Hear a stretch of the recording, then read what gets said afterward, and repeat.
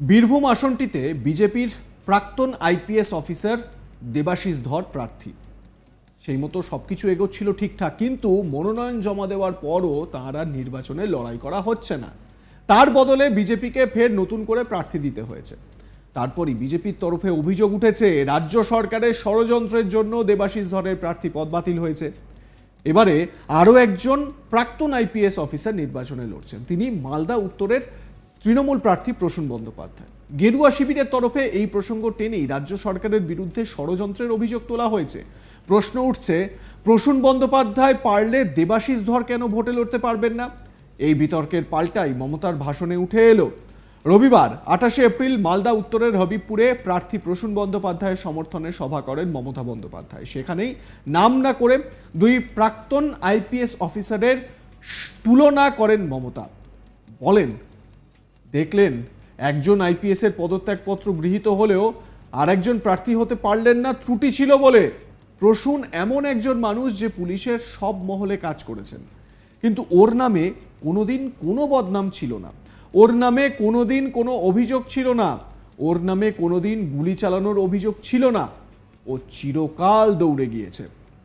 প্রকাশ্য মঞ্চে নিজের প্রার্থীর সমর্থনে এই রকমই সুভাষণ দিলেন মমতা। শুনুন। এবারে আমরা প্রার্থী দিয়েছি প্রসূনকে। প্রসূন আপনাদের সামনে বলেছেন, কিন্তু আপনাদের আমি একটু বলি, একজন আইপিএস দেখলেন রেজিগনেশন অ্যাকসেপ্ট হলেও জয়েন করতে পারলো না, ত্রুটি ছিল বলে।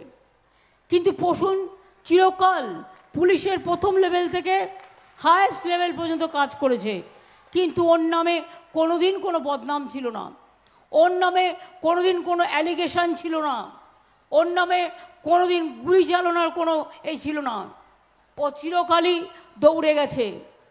একটি কথা তো আমার মনে আছে, মালদায় দাঙ্গা লেগেছিল কোনো একটা জায়গায়, কৃষ্ণেন্দু গল্পটা আমায় করছিল যে দিদি 1 ঘন্টার মধ্যে আমি আর প্রসূন ব্যানার্জি তখন এখানে ছিল মালদায়, তাকে নিয়ে আমরা দৌড়ে গেলাম এবং নিজেদের জীবন ঝুঁকি নিয়ে আমরা সেই জায়গাটায় দাঙ্গা বন্ধ করলাম।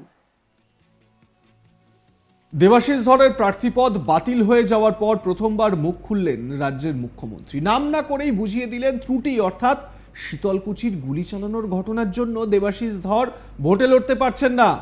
2021-এর বিধানসভা ভোটের দিন কেন্দ্রীয় বাহিনীর গুলিতে 4 জনের মৃত্যু হয়। সেই সময় কোচবিহারের পুলিশ সুপার ছিলেন দেবাশিস ধর। মুখ্যমন্ত্রী সেদিকেই ইঙ্গিত করলেন। ভোটে দাঁড়ানোর জন্য দিল্লি গিয়ে পুলিশের চাকরি থেকে ইস্তফা দেন দুই পুলিশ কর্তা, প্রসূন বন্দ্যোপাধ্যায় ও দেবাশিস ধর। উভয়ের ইস্তফাপত্র গৃহীত হয়। দুজনেই এ রাজ্যে কর্মরত ছিলেন, তাই তাদের রাজ্যের ছাড়পত্র নেওয়া জরুরি ছিল। সেই ছাড়পত্রই প্রসূন পান, কিন্তু দেবাশিস পাননি। কমিশনের যুক্তি, নো ডিউ সার্টিফিকেট দাখিল করেননি বিজেপি প্রার্থী আইপিএস দেবাশিস ধর। এই সংক্রান্ত দিল্লি হাইকোর্টের একটি রায় রয়েছে, যাতে বলা হয়েছে প্রার্থীকে বিদ্যুৎ, জল, বাসস্থানের বকেয়া অর্থাৎ ডিউ ক্লিয়ার করতে হবে। দিল্লি হাইকোর্টের এই রায়কেই হাতিয়ার করেছে জাতীয় নির্বাচন কমিশন। যদিও আগেই এই আশঙ্কা থেকে দেবতনু ভট্টাচার্যকে প্রার্থী করেছে বিজেপি। তবে মনোনয়নপত্র গ্রহণ না করায় হাইকোর্টে যাচ্ছেন প্রাক্তন পুলিশ কর্তা দেবাশিস ধর। তবে দেবাশিসবাবু জানিয়েছেন, তিনি ভোটে যদি নাও দাঁড়ান তাহলেও বিজেপির জয় নিশ্চিত। একই সঙ্গে এই ঘটনায় রাজনৈতিক ষড়যন্ত্র দেখছেন তিনি। দেবাশিস ধর কি রাজনৈতিক ষড়যন্ত্র দেখছেন, শুনুন তার মুখ থেকেই। মাননীয় আদালত, উচ্চ আদালত, সুপ্রিম কোর্টের ভার্ডিক্ট আছে 10 দিন আগে regarding no due certificate, clearly লেখা আছে, সেটা আমরা মেনশন করে ফাইল করব। মুখ্যমন্ত্রী কিছুদিন আগে এই কথাই তিনি বলে গেছিলেন এবং তারপরে আপনাকে এইভাবে করা, এটা কি রাজনীতির গন্ধ পাচ্ছেন কোথাও? সেটা মানে সময় প্রকাশিত হবে। আমরা হাইকোর্টে তো ফাইল করি, এখন এটা বলার সময় আছে। তৃণমূলের বক্তব্য যে ভিজিলেন্স বাংলাদেশে, আরে ভাই, ভিজিলেন্স রাষ্ট্রপতির অ্যাকসেপ্ট হয়ে যাওয়ার পরে কোনো অস্তিত্ব থাকে না। আমি তো রিজাইন করে এসেছি। Section 5 all India service rule অনুযায়ী আমার রেজিগনেশন অ্যাকসেপ্ট হয়েছে। এক্ষেত্রে এই বীরভূম লোকসভা আসনে তৃণমূলের ক্রেডিটকে আপনি হেভিওয়েট বলে কিরকম চক্রান্ত শিকার করছেন?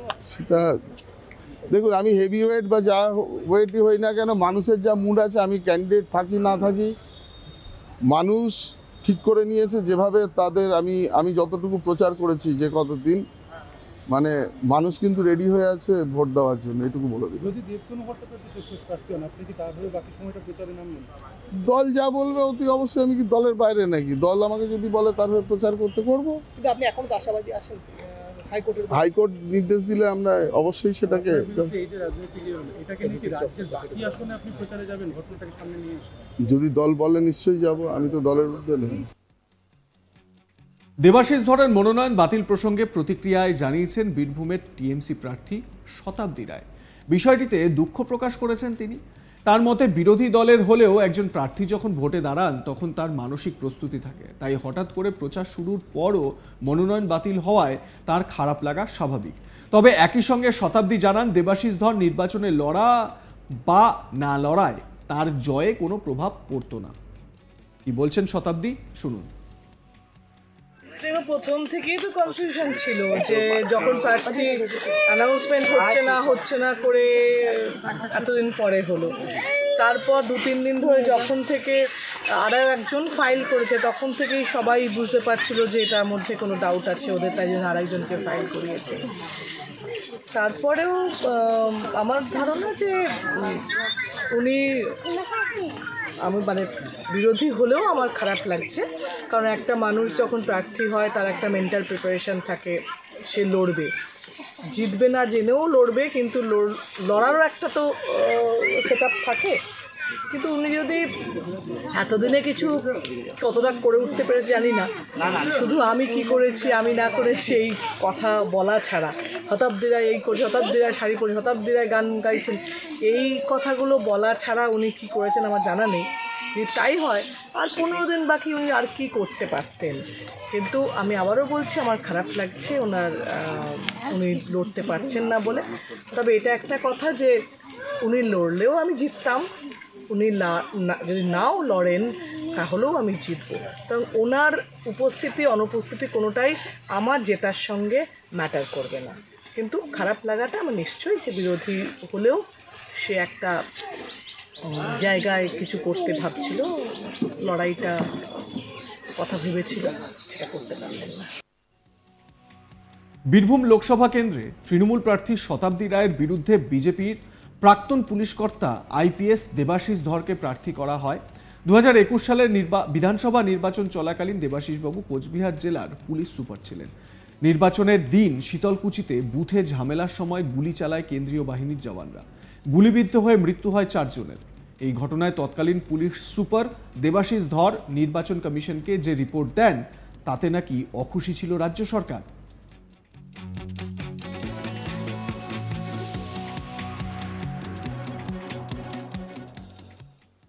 দেখতে থাকুন আজ তাক বাংলা, সাবস্ক্রাইব করুন ইউটিউব চ্যানেলটি।